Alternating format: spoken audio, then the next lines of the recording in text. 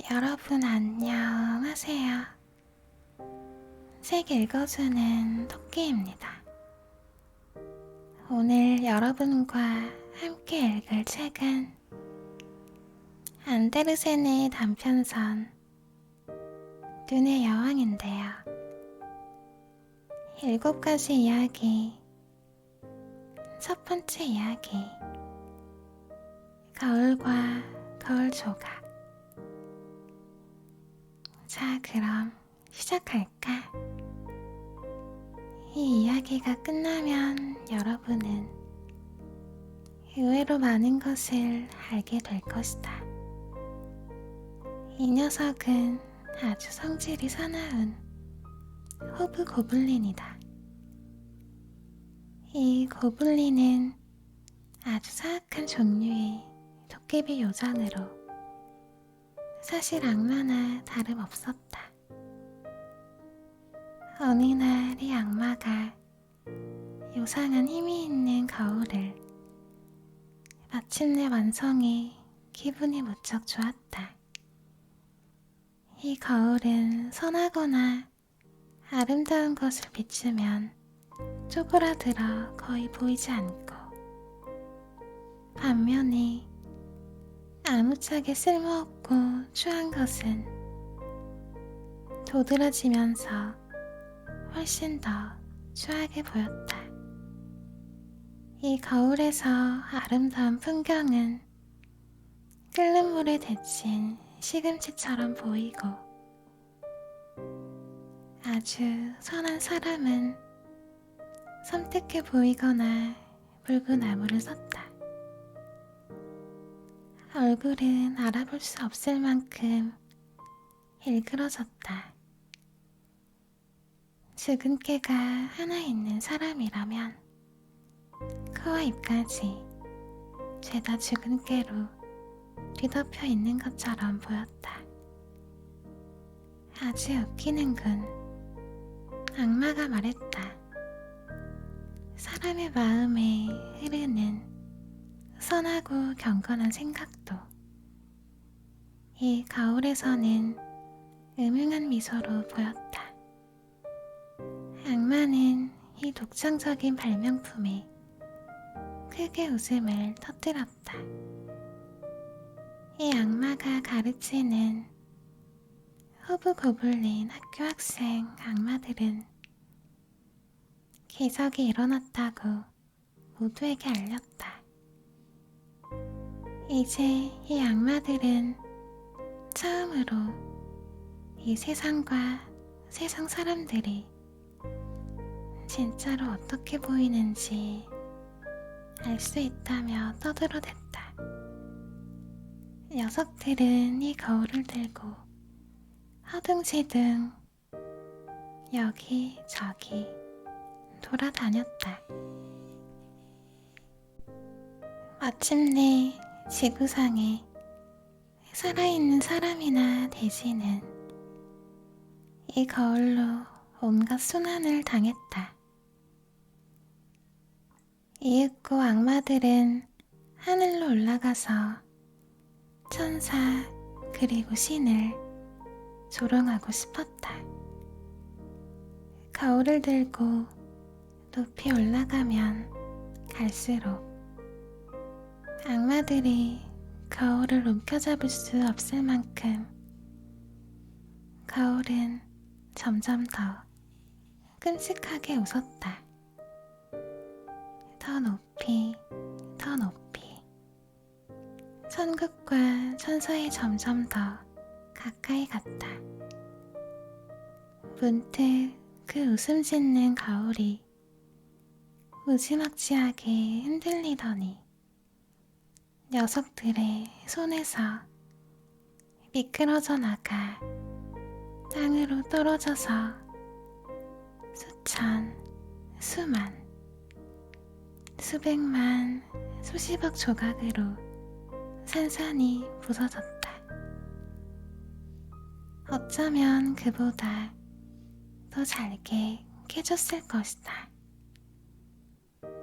이제 이 거울은 깨지기 전보다 훨씬 더 큰 문제를 일으켰다. 어떤 것은 모래알보다 잘게 깨졌는데 이것이 넓은 세상으로 퍼져나가고 있었다. 일단 사람들의 눈에 들어가면 눈 안에 그대로 남아있다가 그 사람이 보는 건 무엇이든 왜곡시켜서 사물의 오직 나쁜 면만 보게 했다. 아무리 유리 조각이 작아도 거울 전체에 있던 것과 똑같은 힘이 있었다. 몇몇 사람은 마음속에 유리 조각이 박히기도 했는데 심장을 얼음덩어리로 만들어버리기에 무척 끔찍했다. 어떤 것들은 제법 커서 창문 유리로 썼다. 그 너머로 친구들을 내다보는 그런 창문은 아니었다. 그 유리 조각으로 안경을 만들기도 했는데 사람들이 또렷하게 보려고 이 안경을 썼다가는 큰일이 난다. 악마들은 그게 하도 웃겨서 옆구리가 아프도록 자지러지게 웃어댔다. 그 유리의 미세한 조각이 여전히 허공을 떠돌고 있다. 이제 무슨 일이 일어났는지 들려주겠다. 두 번째 이야기. 어린 소녀와 어린 소년. 큰 도시에는 집도 많고 사람도 많기에 작은 마당을 갖기도 쉽지 않아서 사람들 대부분은 화분 하나로 만족해야 했다. 하지만 이 가난한 두 아이가 사는 곳에는 화분보다는 조금 더 큰 텃밭이 겨우 하나 있었다. 둘은 남매는 아니었지만 남매만큼이나 서로를 퍽 아꼈다. 부모님들은 다락방이 서로 가까이 붙어있는 집에 살았다.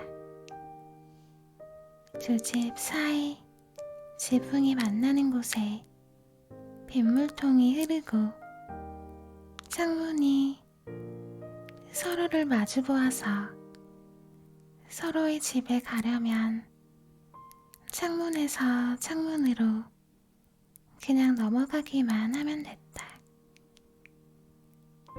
이 창밖에 부모님들이 커다란 상자를 하나 두어서 집에서 먹을 채소와 작은 장미나무도 한 그루 키웠는데 아주 잘 자랐다.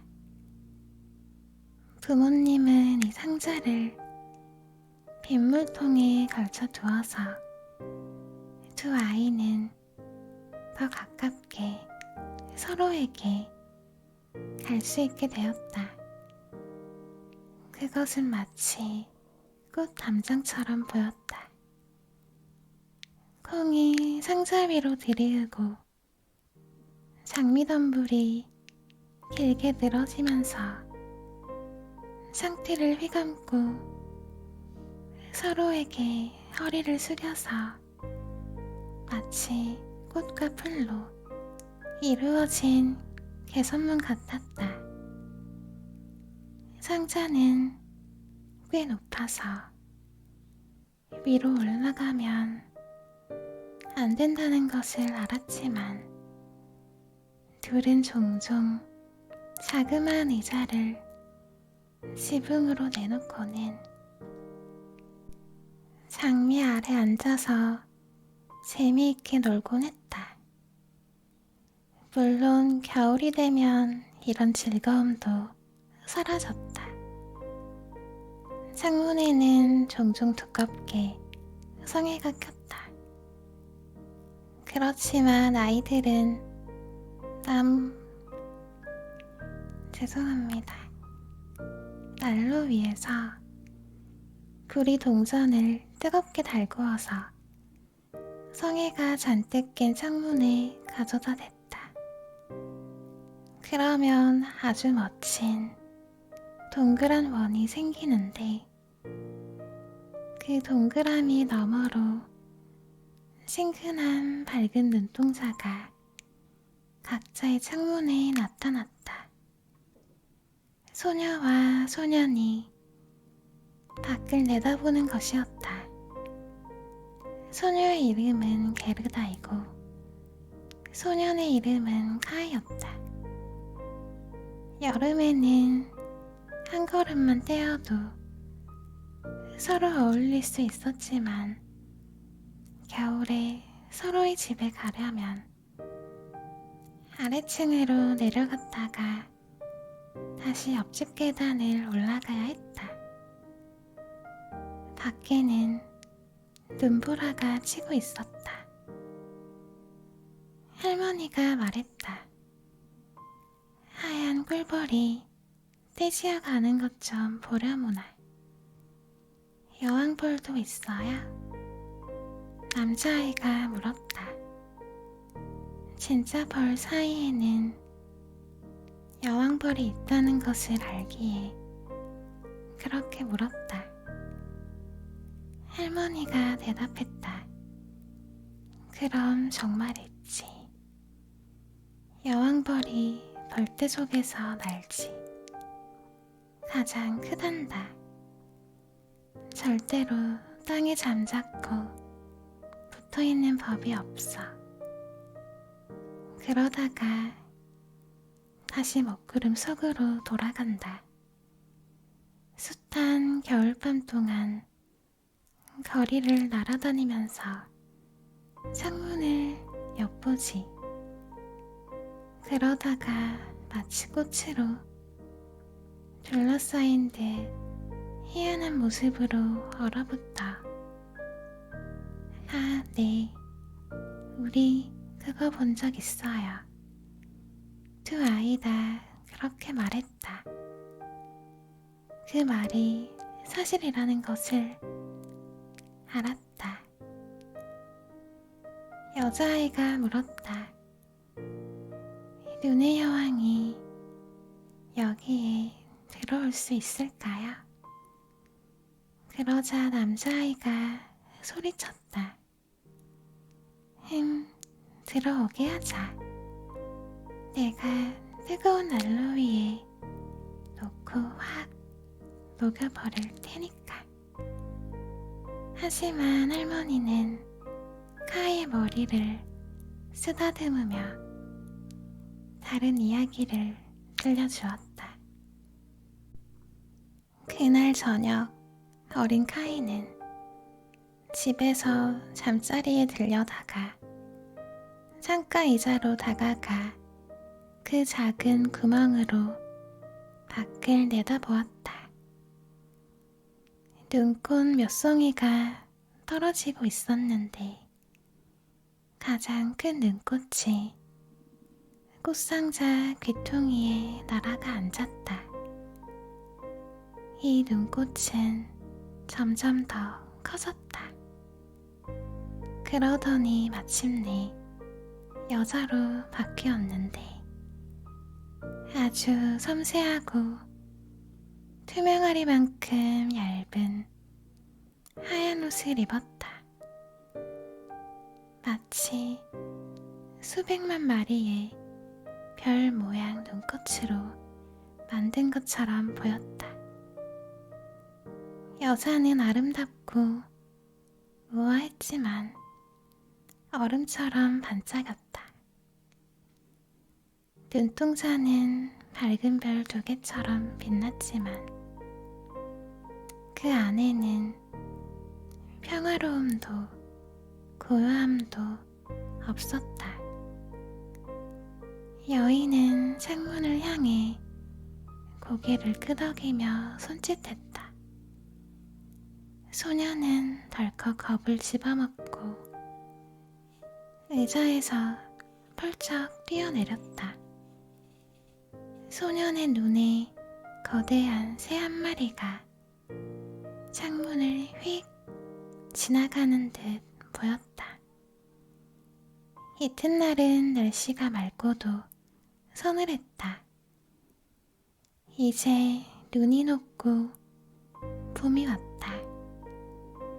태양이 비치고 초록풀이 돋아났다. 제비들이 둥지를 틀고 집집마다 창문을 열었다. 또다시 아이들은 집 위, 빗물통 위, 그 작은 지붕 마당에서 놀았다. 그의 여름 장미가 아주 아름답게 피었다. 게르다는 성가 하나를 배웠는데 거기에 자신의 꽃을 떠올리게 하는 장미에 대한 가사가 한 줄 있었다. 게르다는 카이에게 그 노래를 들려주었고 둘은 곧 그 노래를 함께 불렀다. 장미꽃의 달콤한 계곡에 틀림없이 예수의 아이가 있을지니 두 아이는 서로의 손을 잡고 장미꽃에 입을 맞추고는 투명한 햇빛을 올려다보며 예수의 아이가 마치 거기에 있는 것처럼 하늘에 대고 말했다. 정말 아름다운 여름이라고, 절대로 시들 것 같지 않은 향기로운 장미 덤불 아래 있으니 무척이나 향기롭다고. 어느 날 게르다와 카이는 새와 동물에 관한 그림책을 보고 있었다. 그런데 그때 교회탑의 시계가 5번 울렸다. 카이가 소리쳤다. 아, 내 가슴이 아파. 눈에도 뭐가 있어. 카이는 눈을 깜빡였다. 게르다는 카이의 목을 잡고 들여다보았지만 아무것도 보이지 않았다. 카이가 말했다. 없어진 것 같아. 하지만 사라지지 않았다. 그건 바로 마법의 유리에서 나온 그 유리 조각이었다. 여러분은 기억할 것이다. 위대하고 선한 것은 무엇이든 작고 추하게 비추지만 모든 사악한 것들은 크게, 작은 흠도 엄청나게 크게 비추는 저 호브 고블린이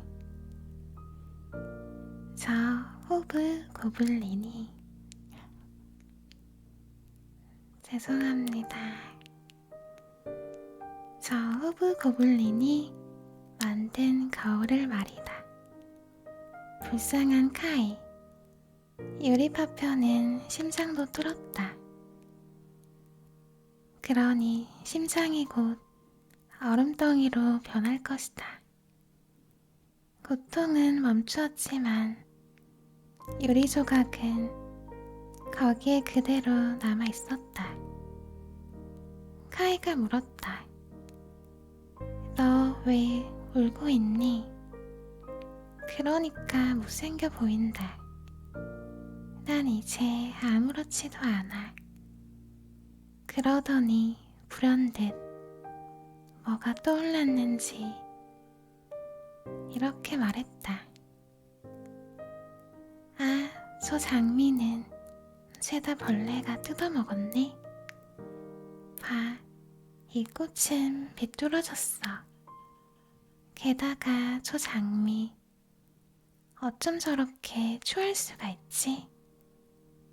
꼭 자기들이 사는 상자하고 똑같아. 그러더니 그 상자를 발로 툭 쳤다. 장미도 확 꺾어버렸다. 카이, 너 무슨 짓이야? 게르다가 소리쳤다. 카이는 게르다가 화를 내자 꽃 한 송이를 더 꺾고는 사랑스러운 게르다만 혼자 남겨놓은 채 자기 집 창문으로 펄쩍 뛰어들어가 버렸다. 나중에 게르다가 자기 그림책을 가져다 주었을 때 카이는 그런 요람이 든 아기들에게나 딱 맞는 책이라고 말했다. 그리고 할머니가 이야기를 들려줄 때마다 언제나 그런데 하며 끼어들었다. 기회를 틈타 할머니 안경을 훔쳐서 자기 코에 걸치고는 할머니 흉내를 냈다. 어찌나 잘하는지 모두가 웃음을 터뜨리곤 했다. 머지않아 그 거리에 사는 사람들 모두의 걸음걸이와 말투를 흉내낼 수 있게 되었다. 사람들의 이상하고 추한 것들을 모두 다 카이가 어쩌나 흉내를 잘 내는지 사람들은 말했다. 저 아이는 확실히 머리가 좋아. 하지만 그건 눈과 심장에 박힌 유리조각 때문이었다.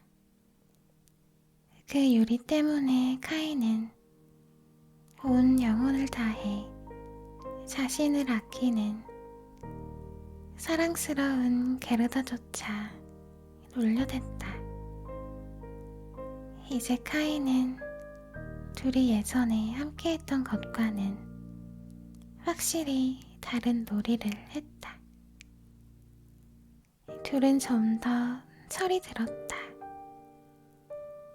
어느 쌀쌀한 날 눈이 이리저리 흩날리고 있었다. 카이는 집 밖으로 커다란 돋보기를 가져와서 파란 코트 자락을 펼치고는 거기에 눈송이가 떨어지게 했다. 자, 이제 그 돋보기로 봐봐. 카이가 게르다에게 말했다. 눈송이 하나하나가 훨씬 더 커 보이면서 마치 거대한 십각형의 별처럼 보였다. 놀라웠다. 카이가 이어 말했다. 봐, 정말 멋지지? 진짜 꽃을 보는 것보다 훨씬 더 재밌어.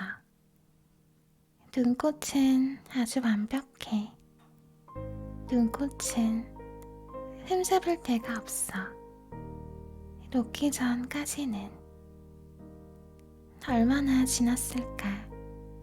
카이가 장갑을 끼고 어깨에 썰매를 지고 내려와서는 바로 게르다의 귀에 대고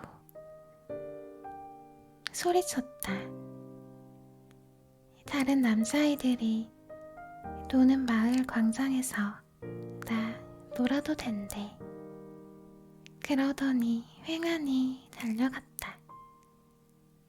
광장에는 좀 더 대담한 소년들이 자기들 썰매를 농부의 수레 뒤에 묶고는 멀리 끌려가며 놀았다. 신나는 놀이였다. 한창 신나게 놀고 있는데 커다란 썰매 한 대가 다가왔다. 온통 새하얗게 칠한 썰매였는데 마부도 투박한 하얀 털 외투를 입고 똑같이 하얀 털 모자를 썼다. 그 썰매가 광장을 두 바퀴 돌자 카이는 재빨리 그 뒤에 자기 썰매를 묶었다. 그러자 썰매는 더 빠르게 거리를 달려 내려갔다. 마부는 친근하게 몸을 돌려 마치 오래전부터 아는 사이인 것처럼 카이에게 고개를 끄덕여 보였다. 카이가 자신의 작은 썰매를 풀려고 할 때마다 마부는 고개를 다시 끄덕였다. 카이는 계속 붙잡고 있었다. 그렇게 마을 입구까지 내달렸다. 문득 눈이 세차게 떨어져 내리기 시작했다. 속도가 점점 빨라지자 소녀는 앞에 있는 자기 손도 보이지 않았다. 커다란 썰매에서 빠져나오려 손에 잡은 밧줄을 갑자기 놓아버렸다.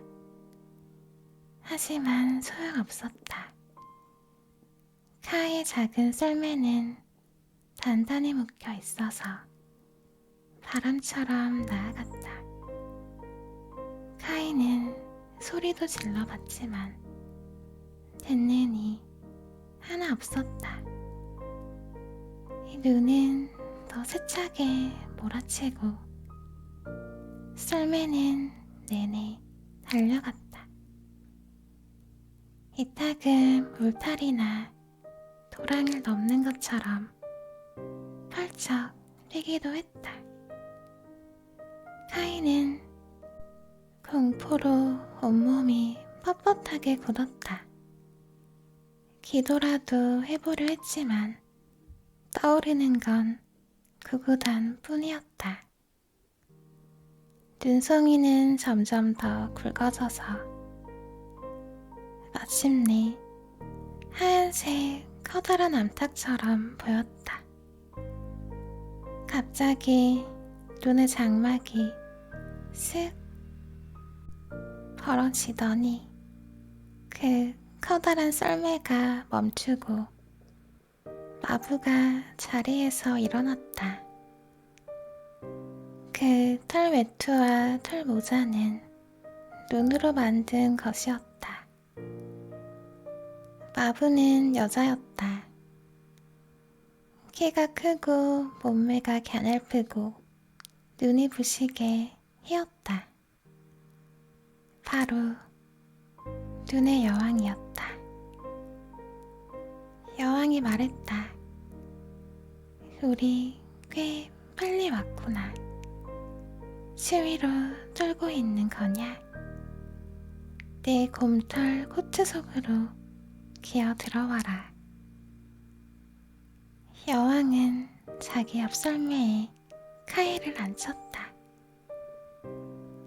그러고는 카이의 몸을 감싸주었다. 카이는 눈 구덩이에 빠진 느낌이 들었다. 아직도 춥니? 여왕이 물었다. 그러고는 카이의 이마에 입을 맞추었다. 흐르르르. 그 입맞춤은 얼음장보다 더 차가웠다. 카이는 심장 반이 이미 얼음덩어리였는데도 심장까지 추웠다. 한순간 숨이 넘어갈 것 같은 기분이 들었다. 그러다 곧 편안해지면서 더 이상 추위가 느껴지지 않았다. 내 썰매 잊지 마요. 카이에게는 오로지 이 생각뿐이었다.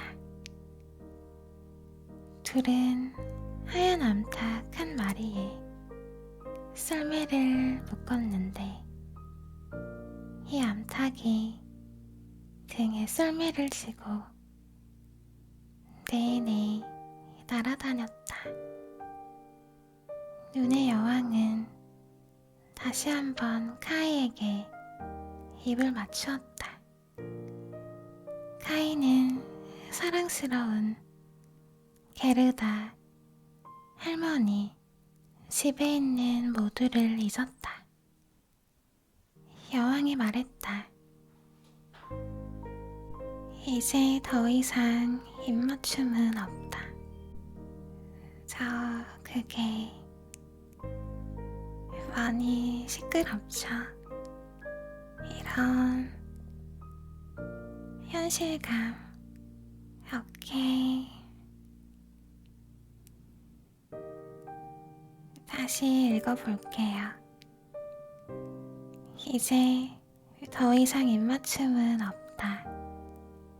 그랬다가 너는 죽을 테니까. 카이는 여왕을 쳐다보았다.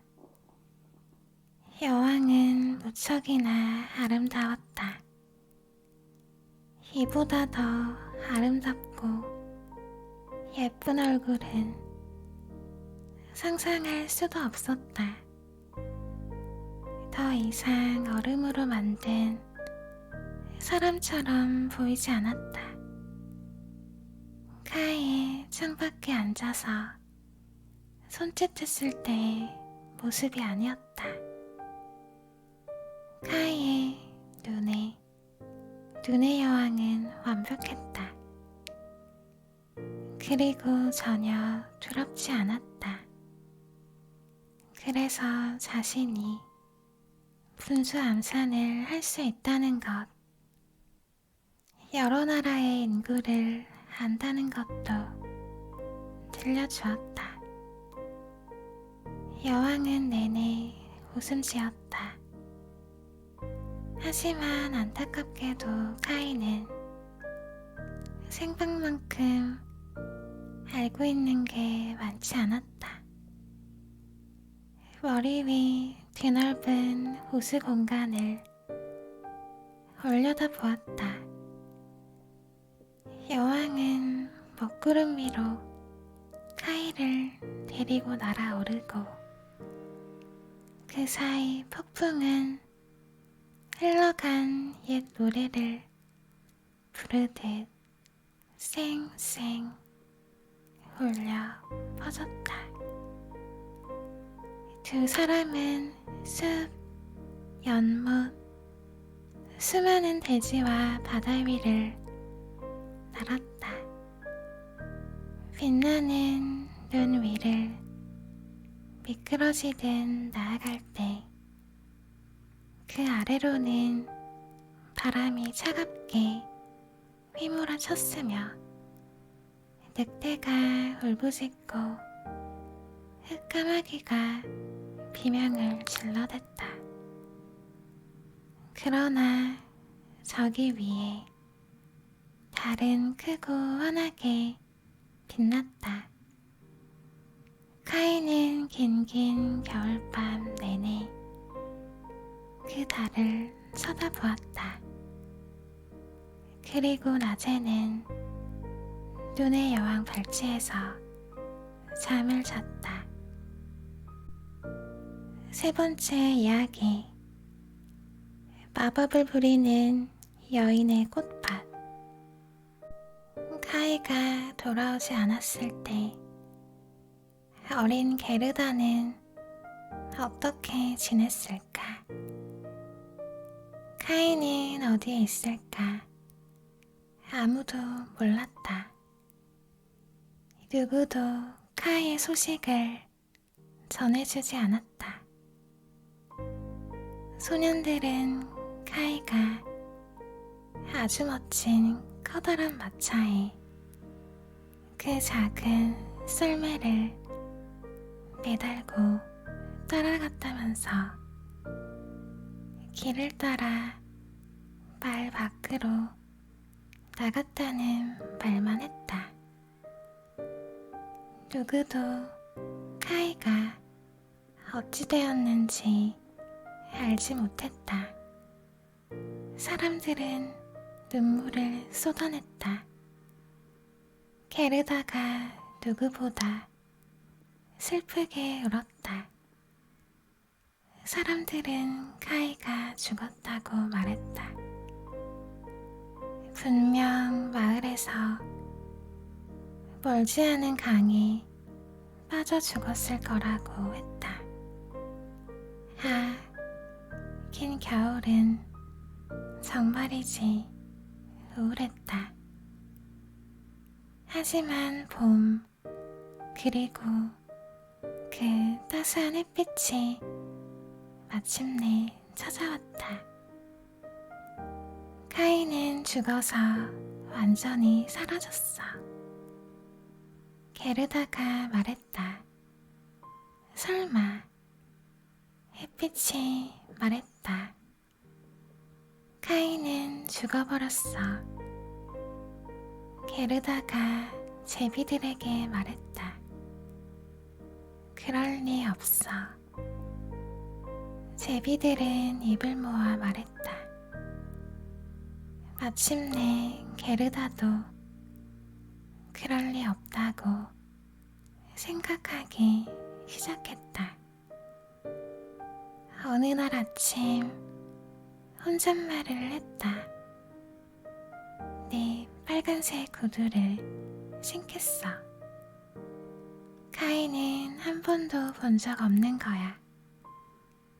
강가에 내려가서 카이에 대해 물어봐야겠어.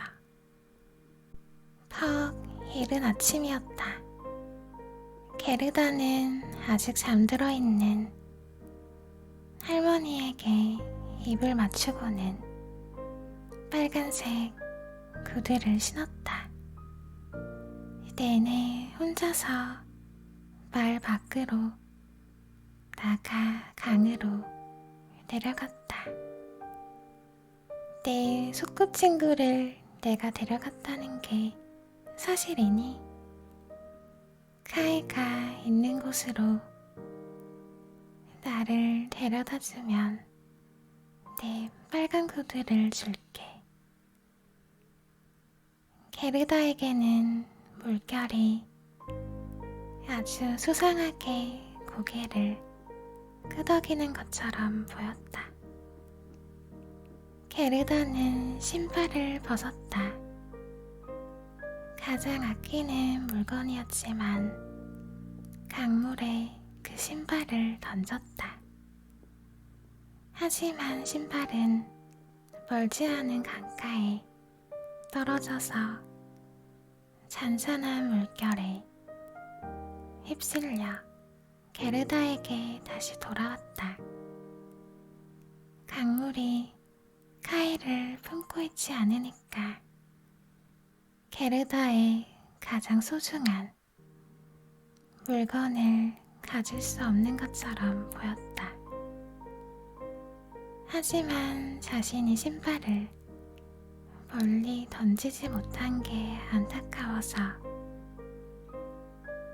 갈대밭 사이에 있는 배 위로 올라가 배 끝에 서서 다시 물속으로 신발을 던졌다.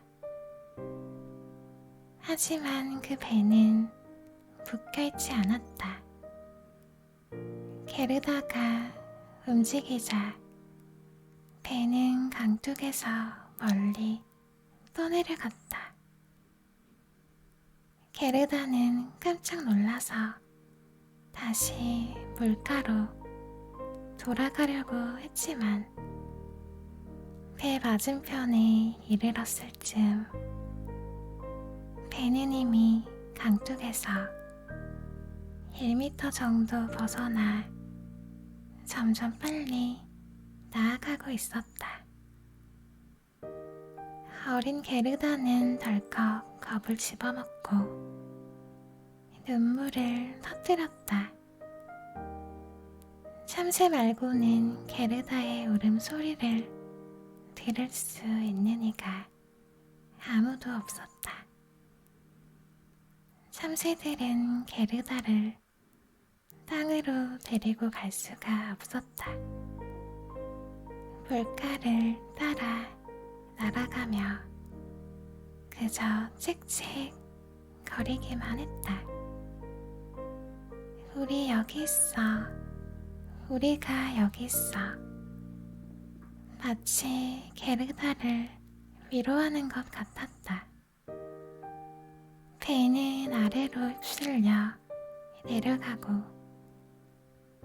게르다는 양말만 신은 채 그저 차분히 앉아 있었다. 그 빨간 구두는 뒤에서 둥둥 떠내려왔지만 배가 계속 앞으로 나아가고 있어서 속도를 따라잡지 못했다. 양쪽 강가의 풍경은 무척 아름다웠다.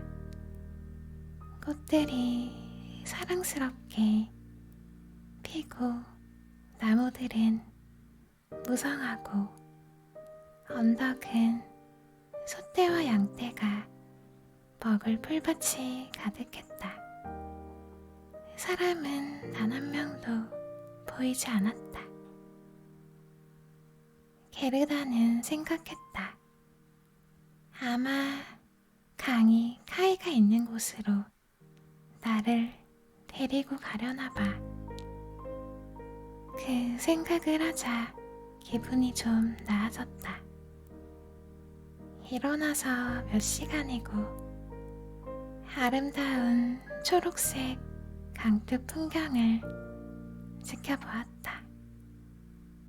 이윽고 커다란 벚꽃나무 동산에 도착했는데 거기에는 이상하게도 울긋불긋한 창문이 달리고 지붕은 지푸라기를 엮어 만든 작은 집이 한 채 있었다.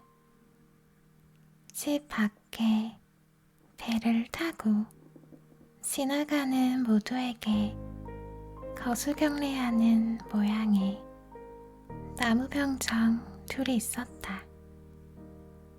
게르다는 그 나무병정이 살아있다고 생각을 해서 크게 소리쳤지만 당연히 병정들은 게르다에게 아무런 대꾸도 하지 않았다.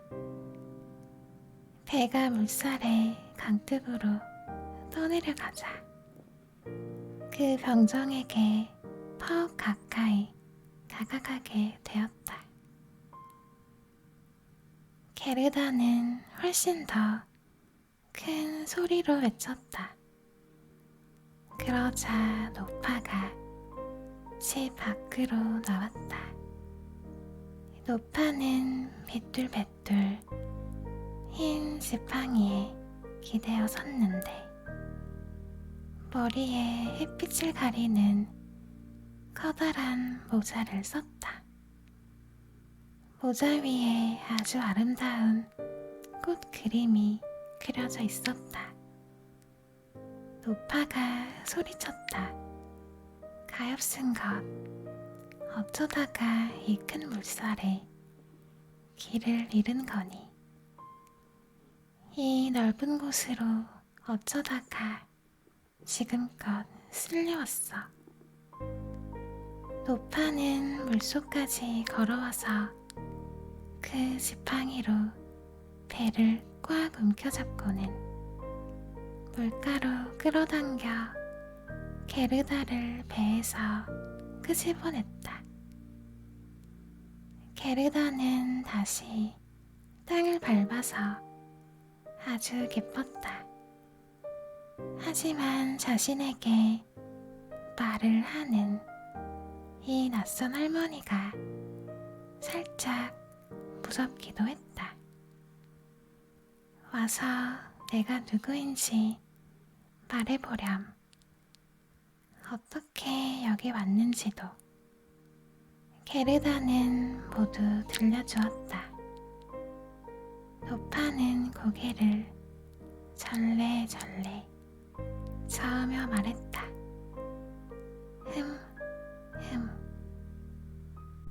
게르다는 이야기를 다 마치고 혹시 카이를 보지 않았는지 물었다.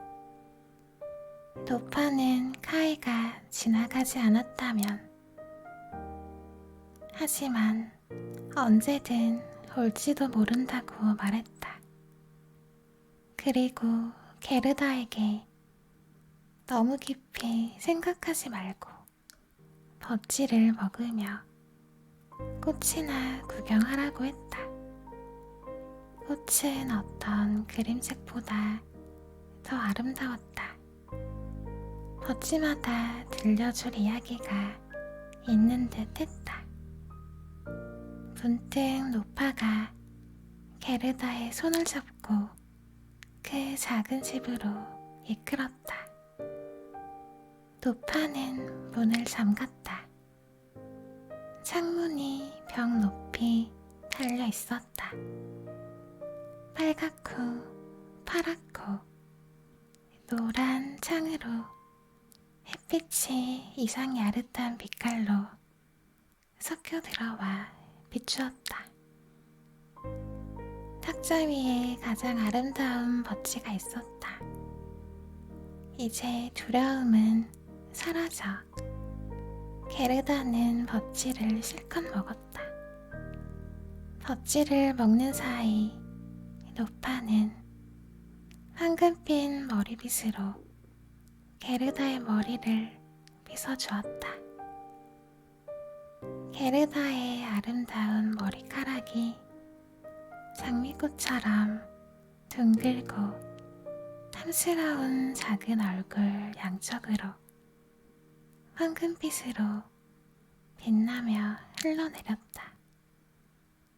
노파가 말했다. 너처럼 예쁜 아이를 무척이나 바랐단다. 이제 우리 둘이 얼마나 잘 지내는지 보려무나.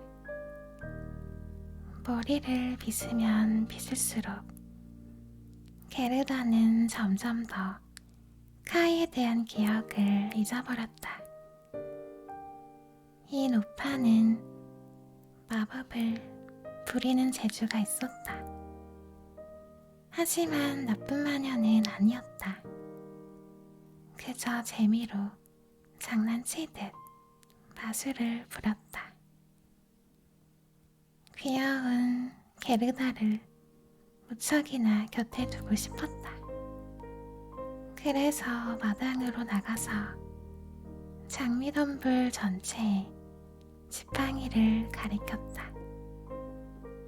한창 아름답게 피던 그 꽃이 전부 다 흔적도 없이 시커먼 흙 속으로 가라앉아 버렸다. 노파는 걱정스러웠다.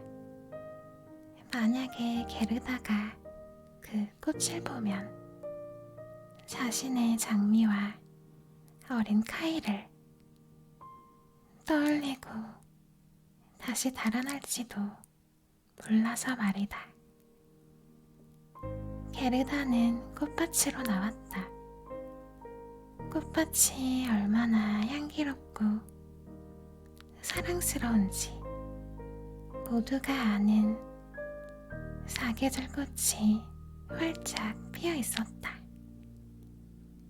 어떤 그림책도 그렇게나 예쁘고 화려할 수가 없었다. 게르다는 좋아서 깡충깡충 뛰었다. 태양이 키 큰 벚나무 뒤로 넘어갈 때까지 마당에서 놀았다. 이윽고 아름다운 침대, 빨간 비단 퀼트 이불 밑에 몸을 눕혔다. 그곳에서 게르다는 잠을 잤다. 그곳에서 여왕이 결혼식 날에 꾸는 꿈만큼 이나 화려한 꿈을 꾸었다. 다음날 아침 게르다는 다시 따뜻한 햇볕 속으로 나가 꽃과 함께 놀았다. 그렇게 여러 날을 보냈다. 게르다는 꽃을 속속들이 모두 알았다. 그런데 한 가지 꽃이 없다는 것을 알았는데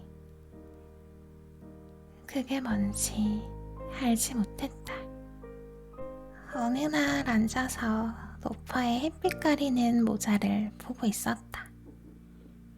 꽃 그림 중에서 가장 예쁜 것은 장미 한 송이였다. 노파가 마당에서 진짜 장미를 사라지게 했을 때 자기 모자에 이 장미를 깜빡했다. 너무 생각을 많이 하다 보면 이런 일이 벌어지기도 한다. 게르다가 물었다. 여기에는 장미가 하나도 없어요. 게르다는 꽃밭 사이로 가서 보고 또 보았다. 하지만 장미는 한 송이도 보이지 않았다. 그러자 주저앉아 눈물을 터뜨렸다. 문득 그 뜨거운 눈물이 장미덤불이 가라앉았던 바로 그 자리에 떨어져 내렸다. 따뜻한 눈물이 땅을 촉촉이 적시자 장미덤불이 다시 올라오더니 무성하게 피어났다. 게르다는 장미를 품에 안고 입을 맞추었다. 마침내 자신의 예쁜 장미꽃이 떠오르고 카이가 생각났다. 게르다가 말했다. 아, 내가 얼마나 늦은 거지?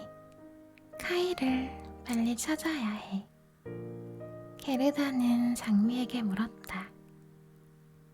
그 애가 어디 있는지 아니? 그 애가 죽어서 사라졌을 것 같아. 그러자 장미꽃이 말했다.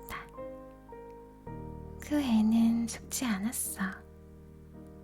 우리는 죽은 사람들이 있는 땅 속에 있었는데 그곳에 카이는 없었어. 고마워. 게르다는 꽃송이 모두에게 가서 입을 맞추며 물었다.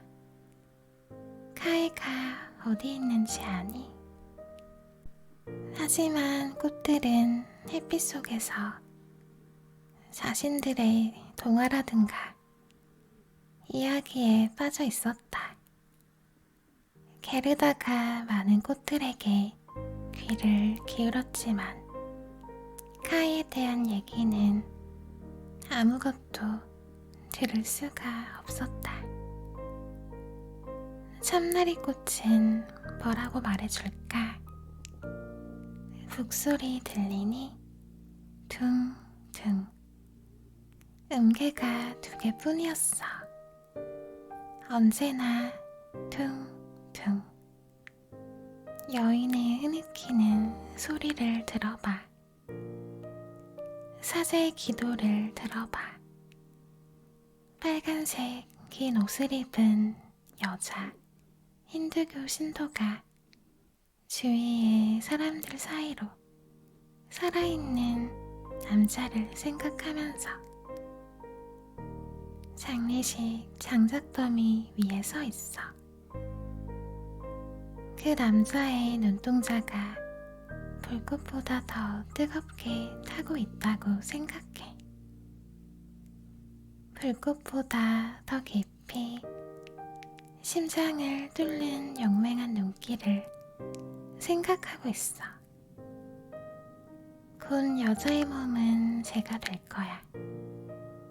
심장의 불꽃이 장례식 장작더미에서 사라질까? 난 정말 모르겠어. 그게 내 동화야. 나팔꽃은 뭐라고 말했을까? 오래된 성 하나가 산속 좁은 길에서 높이 솟아있어. 빽빽한 덩굴잎이 발코니까지 자랐어. 거기에 아름다운 젊은 여인이 서 있어. 신부는 난간 너머로 몸을 기울여 길을 내려다보네. 어떤 장미꽃도 이 여인만큼 아름답지 않고 바람에 실려 우는 사과꽃도 그렇게나 싱그럽지 않아. 여인의 실크옷이 사각거리는 소리 좀 들어봐. 그 사람은 결코 오지 않는 걸까? 카이를 말하는 거야. 난 내 이야기를 하고 있는 거야. 내 자신의 꿈을. 나팔꽃이 대답했다. 작은 스노드롭은 뭐라고 말했을까? 나무 사이 밧줄 2개에 나무 판자 하나가 걸려있어. 그네야. 눈처럼 새하얀 원피스를 입은 예쁜 소녀 2명이 초록색 기다린 리본이 나풀거리는 모자를 쓰고 그네를 타고 있어. 그 애들 오빠는 소녀들보다 큰데 그네 뒤에서 2 팔에 밧줄을 감고 버티고 있어. 한 손에는 작은 컵을, 다른 손에는 도자기 피리를 들고 있어. 그네가 움직이자 비눗방울이 색색으로 변하며 둥둥 떠다녀. 검은색 작은 개가 뒷다리를 바닥에 대고 비눗방울처럼 가볍게 그네에 뛰어오르려고 해. 하지만 그네가 멈추지 않아. 그네는 높이 올라갔다가 다시 아래로 내려와. 마침내 개는 균형을 잃고 화가 나서 마구 짖어대. 그러자 아이들이 개를 놀려.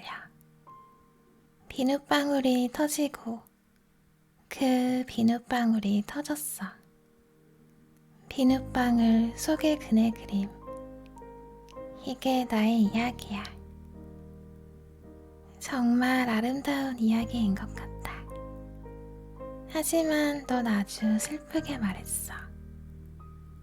카이 이야기는 전혀 하지 않았어. 히아신스는 뭐라고 말했을까? 3 자매가 있었어. 꽤 솔직하고 온화했어. 첫째는 빨간색, 둘째는 파란색, 셋째는 하얀색 옷을 입었어. 달빛 밝은 밤, 고요한 호수 옆에서 손에 손을 맞잡고 춤을 추었어. 3 사람은 요정이 아니라 인간이었어. 공기는 달콤하고 3 자매는 숲속으로 사라졌어. 공기는 점점 더 달콤해졌어.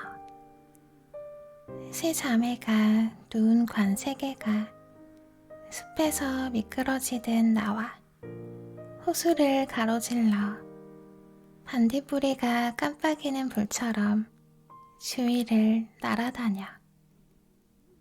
그 춤추는 자매는 잠을 자고 있는 걸까? 아니면 죽은 걸까? 꽃향기는 새 자매가 죽었다고 말해. 장례식을 위해 저녁종이 울려 퍼져.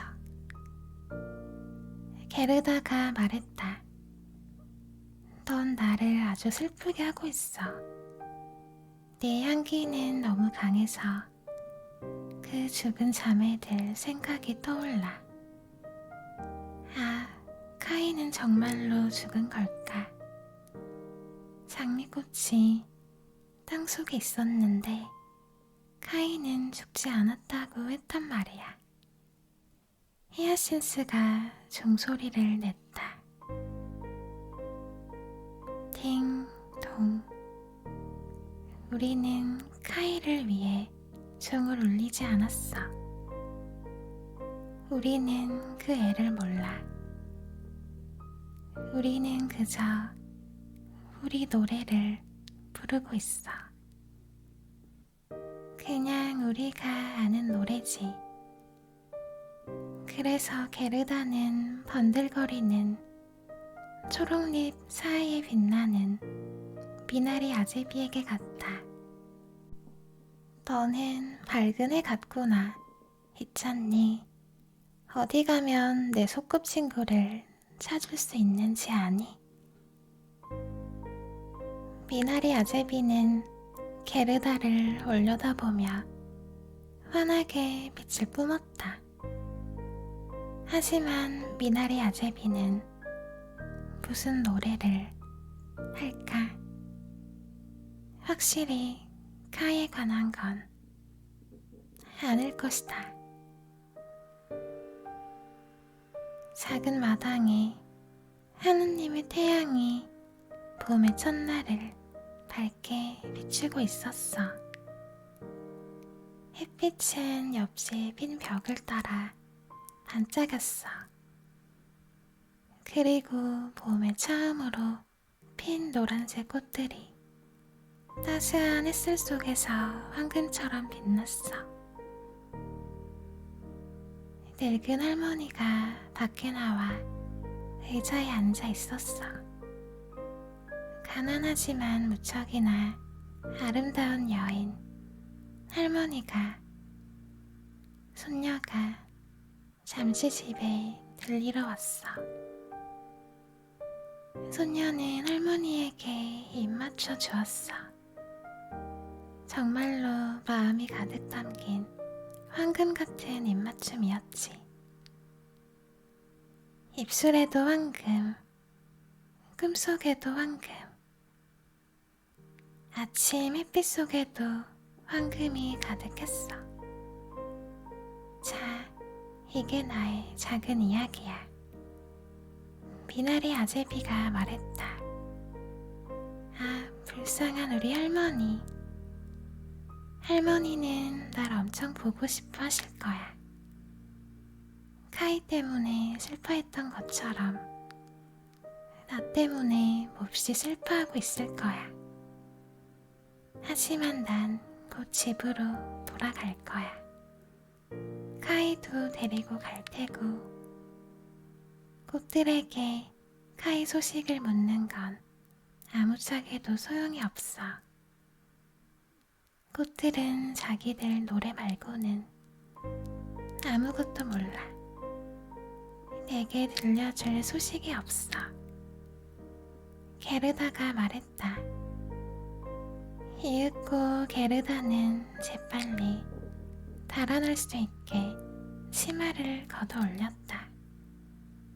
하지만 수선화를 펄쩍 뛰어넘으려 할 때 수선화가 게르다의 다리를 톡톡 건드렸다.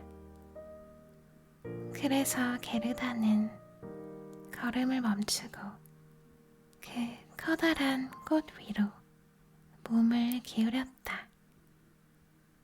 나한테 뭔가 할 말이 있나 보구나. 게르다가 물었다. 수선화는 뭐라고 말했을까? 난 내가 보여. 난 내가 보여. 아, 내 향기는 어떻게 이렇게 향기로울까? 저 위 좁은 다락방에 옷을 대충 입은 어린 무희가 있어. 먼저 한쪽 발로 섰다가 두 발로 서. 무희는 세상을 경멸해. 그 무희는 환상 속에 살아.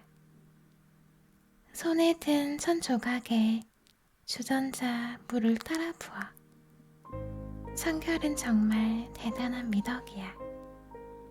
무희의 하얀색 옷이 고리에 걸려 있어. 그 옷 또한 주전자 안에서 빨아서 지붕 위에 말렸어. 무희는 그 옷을 입고 목에 샤프란색 스카프를 둘러 옷을 더 희게 돋보이게 했어. 발끝을 뾰족하게 세워 다리 하나로 얼마나 균형을 잘 잡는지 봐. 난 내가 보여. 난 내가 보여. 난 관심 없어. 그런 이야기를 왜 나한테 하지? 게르다가 말했다. 그러고는 마당 끝으로 달려갔다.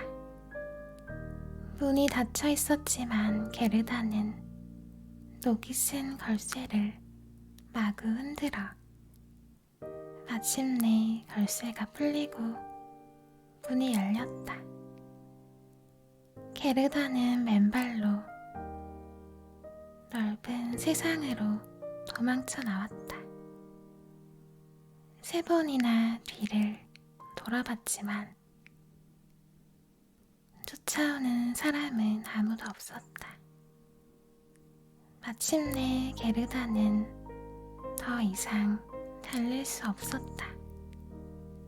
그래서 커다란 바위에 앉아 쉬었다.